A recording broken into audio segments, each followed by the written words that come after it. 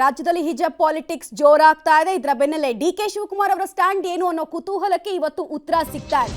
DK Shivakumar ಹೇಳಿದ್ದೇನು ಅನ್ನೋದರ details ನೋಡ್ತಾ ಹೋಗೋಣ.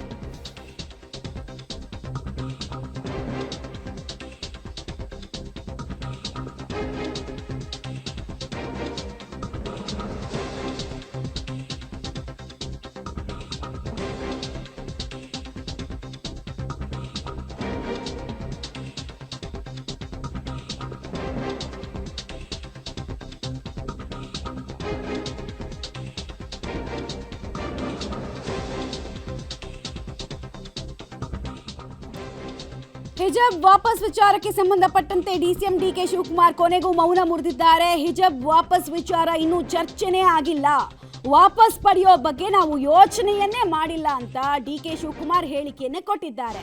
ಸಿಎಂ ಹೇಳಿಕೆ ಕೊಟ್ಟಿದ್ದಾರಲ್ಲ ಎಂಬ ಪ್ರಶ್ನೆ ಮುನ್ನೆಲೆಗೆ ಬಂದಾಗ ಇಲ್ಲ ಅದು ಚರ್ಚೆಗೆ ಬರ್ತಿದೆ ಅಂತಷ್ಟೇ ಅವರು ಹೇಳಿದ್ದಾರೆ ಅಂತ ತೇಪೆ ಹಚ್ಚೋ ಕೆಲಸವನ್ನ ಡಿಕೆ ಶಿವಕುಮಾರ್ ಮಾಡಿರುವುದು ಸ್ಪಷ್ಟ ಆಗ್ತಾ ಇದೆ. ಅಂತಹ ಯಾವ ವಿಚಾರ ಕೂಡ ನಮ್ಮ ಮುಂದೆ ಇಲ್ಲ ಅನ್ನೋದು ಡಿಕೆ ಶಿವಕುಮಾರ್ ಅವರ ಮಾತು. ಮೊನ್ನೆ ಪಬ್ಲಿಕ್ ಸಭೆಯಲ್ಲಿ ಸಿದ್ದರಾಮಯ್ಯ ಅವರು ಹೇಳಿದ್ದಂತಹ ವಿಚಾರ ಸ್ಪಷ್ಟ. ಆದೇಶ ವಾಪಸ್ ತಗೊಳ್ಳೋಕೆ ಹೇಳಿದೀವಿ, ಎಲ್ಲವೂ ಸರಿಯಾಗತ್ತೆ, ತರಗತಿಗಳಲ್ಲೂ ಹಿಜಾಬ್ ಹಾಕೊಂಡು ಕೂತ್ಕೊಳ್ಬಹುದು, ಅವ್ರ ಬಟ್ಟೆ ಅವ್ರಿಷ್ಟ, ತಡಿಯಕ್ ನಾವ್ಯಾರು ಅಂತ ಸಿಎಂ ಹೇಳಿದ್ರು. ಡಿಸಿಎಂ ನೋಡಿದ್ರೆ ಇವತ್ತು ಬೇರೆ ರೀತಿ ಹೇಳಿಕೆಯನ್ನು ಕೊಟ್ಟಿದ್ದಾರೆ. ಸರ್, ಈಗ ಹಿಜಾಬ್ ವಿಚಾರದಲ್ಲಿ ಸರ್ಕಾರ ಯೂಟರ್ನ್ ತಗೊಂಡು ಎಲ್ರಿ ನಾವು ಇನ್ನು ಅದೆಲ್ಲ ನಾವು ಯೋಚನೆ ಮಾಡಿಲ್ಲ, ನೀವೇ ಅದನ್ನ ದೊಡ್ಡದು ಮಾಡ್ತಾ ಇದ್ದೀರಿ.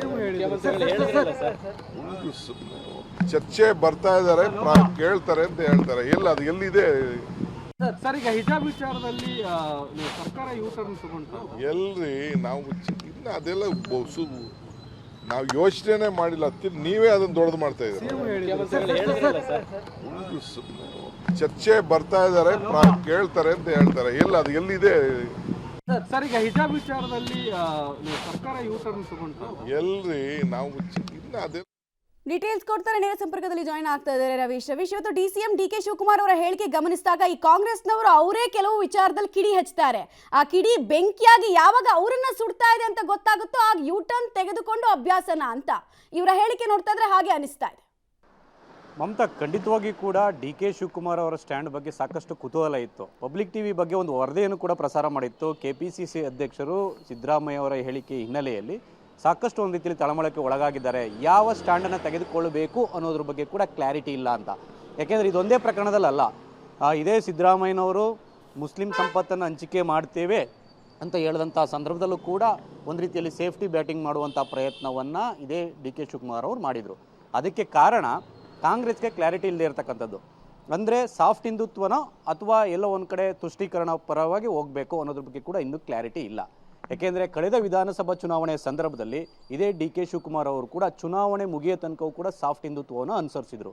ಅಂದರೆ ನಾವು ಬದುಕಿನ ಜೊತೆ ಆಟ ಆಡ್ತೇವೆ, ಅವರು ಭಾವನೆ ಜೊತೆ ಆಟ ಆಡಲಿ ಅನ್ನೋ ಮಾತುಗಳ ಮೂಲಕ BJP ಅವ್ರನ್ನ ಇಕ್ಕಟ್ಟಿಗೆ ಸಿಲುಕಿಸಿದ್ರು. ಆದರೆ ಈಗ ಪರಿಸ್ಥಿತಿ ಭಿನ್ನವಾಗಿದೆ. ಯಾಕೆಂದರೆ ಕಾಂಗ್ರೆಸ್ 135 ಸೀಟ್ ಗೆದ್ದಿರ್ತಕ್ಕಂಥದ್ದು.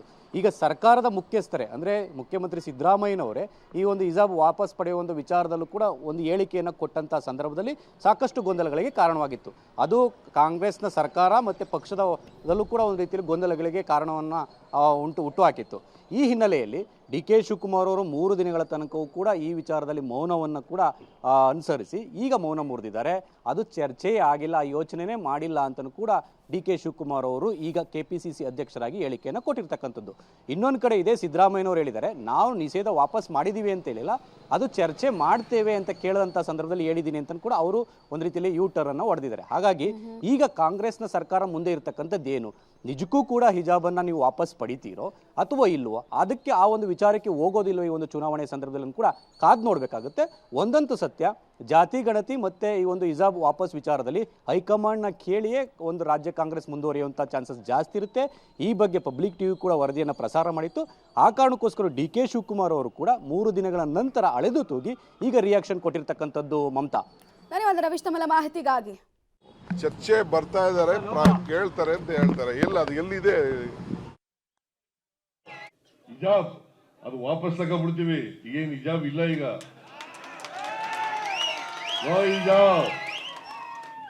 ಹಿಜಾಬ್ ಹಾಕೊಂಡು ಹೋಗ್ಬೋದು. ಈಗ ಗೊತ್ತಾಯ್ತಾ? ಆದೇಶ ವಾಪಸ್ ತಗೊಳ್ಳಿ ಅಂತ ಹೇಳಿದ್ದೀನಿ ನಾನು. ಈಗ ಡ್ರೆಸ್ ಹಾಕೊಳ್ಳೋದು ಊಟ ಮಾಡೋದು ನಿಮ್ಗೆ ಸೇರಿದ್ದು. ನಾನು ಯಾಕೆ ನಿನ್ಗೆ ಅಡ್ಡಿಪಡಿಸ್ಲಿ? ಹಿಜಾಬ್ ಅದು ವಾಪಸ್ ತಗೊಬಿಡ್ತೀವಿ. ಈಗೇನು ಹಿಜಾಬ್ ಇಲ್ಲ ಈಗ. ನೋ ಹಿಜಾಬ್, ಹಿಜಾಬ್ ಹಾಕೊಂಡು ಹೋಗ್ಬೋದು ಈಗ. ಈಗ ಹಿಜಾಬ್ ವಿಚಾರದಲ್ಲಿ ಸರ್ಕಾರ ಯೂಟರ್ನ್ ತಗೊಂಡು ಎಲ್ರಿ ನಾವು ಇನ್ನು ಅದೆಲ್ಲ ನಾವು ಯೋಚನೆ ಮಾಡಿಲ್ಲ. ನೀವೇ ಅದನ್ನ ದೊಡ್ಡದು ಮಾಡ್ತಾ ಇದ್ದೀರಿ. ಚರ್ಚೆ ಬರ್ತಾ ಇದ್ದಾರೆ, ಕೇಳ್ತಾರೆ ಅಂತ ಹೇಳ್ತಾರೆ. ಎಲ್ಲ ಅದು ಎಲ್ಲಿದೆ? ಸರ್ ಈಗ ಹಿಜಾಬ್ ವಿಚಾರದಲ್ಲಿ ಸರ್ಕಾರ ಯೂಟರ್ನ್ ತಗೊಂಡು ಎಲ್ರಿ ನಾವು ಇನ್ನು ಅದೆಲ್ಲ ನಾವು ಯೋಚನೆ ಮಾಡಿಲ್ಲ. ನೀವೇ ಅದನ್ನ ದೊಡ್ಡದು ಮಾಡ್ತಾ ಇದ್ದೀರಿ. ಚರ್ಚೆ ಬರ್ತಾ ಇದ್ದಾರೆ, ಕೇಳ್ತಾರೆ ಅಂತ ಹೇಳ್ತಾರೆ. ಎಲ್ಲ ಅದು ಎಲ್ಲಿದೆ? ಸರ್ ಈಗ ಹಿಜಾಬ್ ವಿಚಾರದಲ್ಲಿ